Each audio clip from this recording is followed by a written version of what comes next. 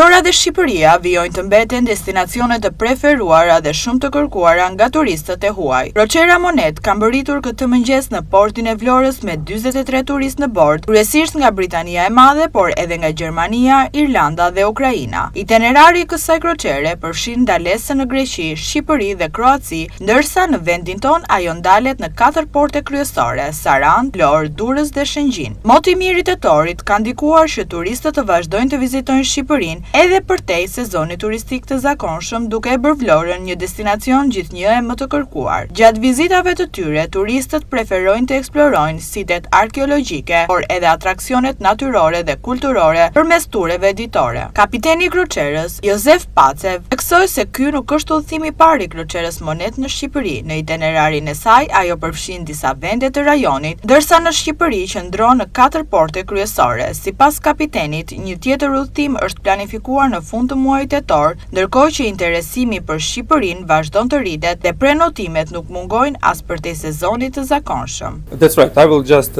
say a couple of things about the Monet, about the cruiser. Në itinerarin e saj, crociera Monet përfshin 3 dete: Adriatikun, detin Jon dhe detin Egje.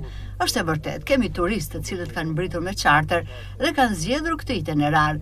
Ne kemi startuar nga Korfuzi duke vijuar në Sarand, teksa në Shqipëri prek të 4 portet. Pas Sarandës jemi sot në Vlorë dhe më pas në Durrës dhe Shëngjin. Veç Shqipërisë do të shkojmë drejt Malit të Zi, në Kotor, edhe më pas ndalesa është në Dubrovnik. Është një tur 7 ditor, mjaft i kërkuar. Në bord janë turistë kryesisht nga Britania.